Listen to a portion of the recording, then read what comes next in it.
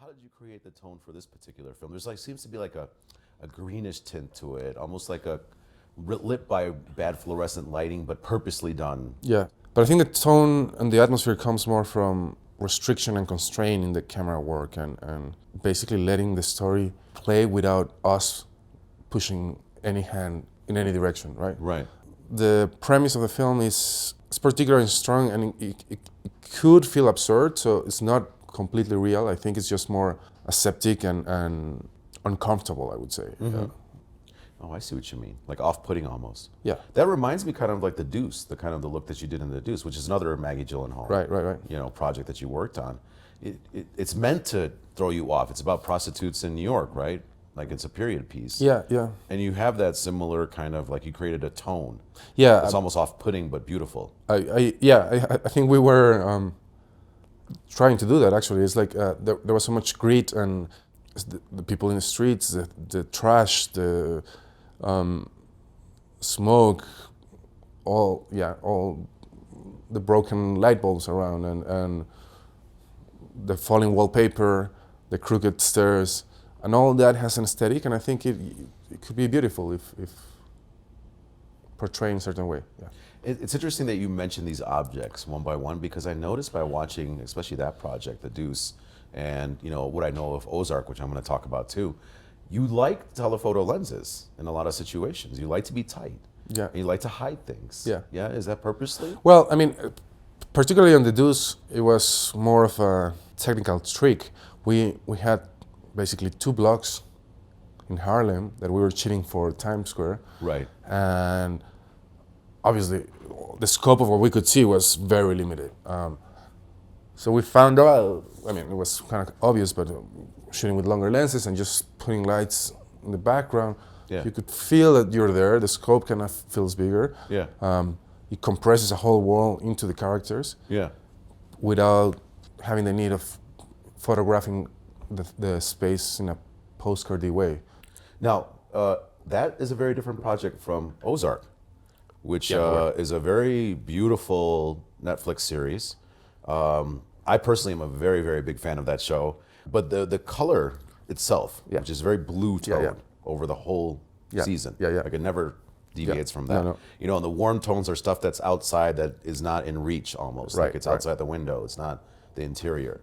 That's correct. That's Was that what you were trying to do? Yeah. Yeah? That's interesting. Yeah, exactly. Yeah. It's almost like they're hiding from the warmth. Kind of, yeah. And we wanted to make it feel like that. Like even interiors is like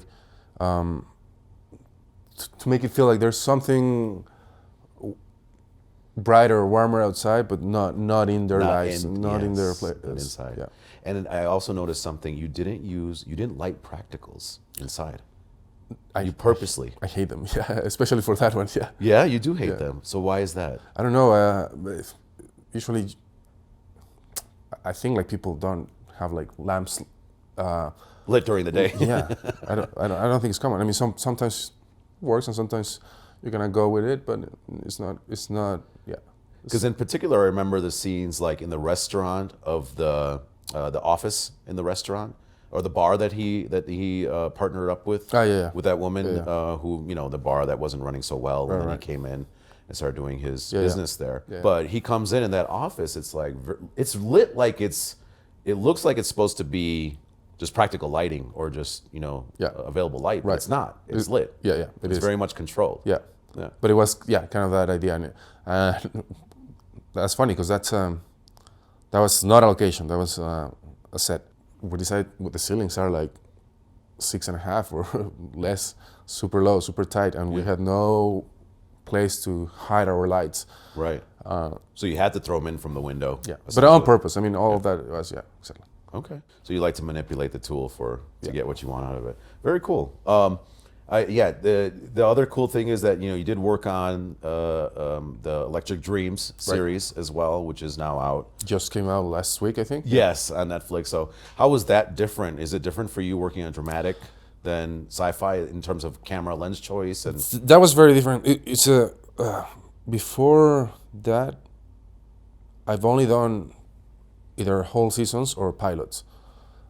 I never jump into an episode of an episodic, one episode. So, yeah, it was different because somehow some choices were already made, camera and even lenses, by the DPs that were like shooting more episodes. So it was a little bit of adapting, and also it's its own standalone story, and the writer-director D. Reese was only doing this episode. So that's nice, because we jump into this with the focus of a movie, kind of. We're not thinking of who's coming next to do whatever, or it's just our episode. But still, production runs for, I mean, they're trying to keep up with the other episodes. So it was an interesting process. And challenging. And also the tone, because it's a satire. It's I never done anything like that. So it's a little less moody and less dark than everything I've done, I think. Gotcha. So it's very colorful in a way. Very cool. So did you like it? Did you enjoy the challenge? Yeah. No, I think the script is fantastic, and Dee is a great director. We had an amazing cast. Okay. And we had fun. I mean, it's doing something sci-fi has to be fun. Yeah. So you started your career in New York, really, but you're from Mexico City. I'm from Mexico City, yeah. So did you study film in Mexico City? No, in New York, in NYU. I went to NYU. You went straight to NYU. Yeah. Okay. Do you bring any of your flavor from Mexico City into any of your work? I can tell. I honestly can tell. People think so, but I don't know why or where is it.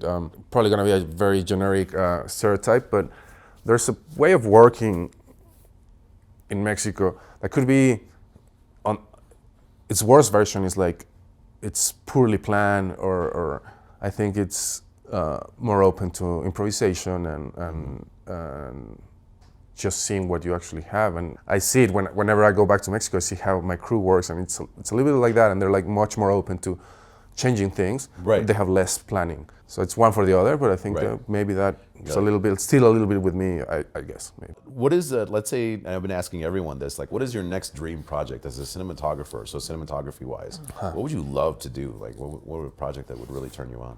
Interesting. I did a Quarry, which was a show that we did 8 episodes with the same director. Okay.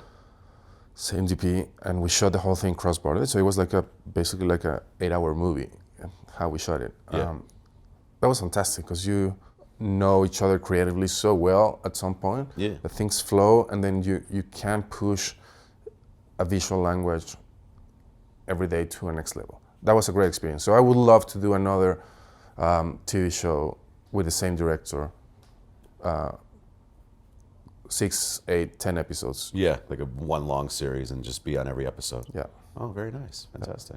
It's physically exhausting, of course. but I think creatively it's super gratifying to get to build that trust and language with the director and the crew and the actors and yeah.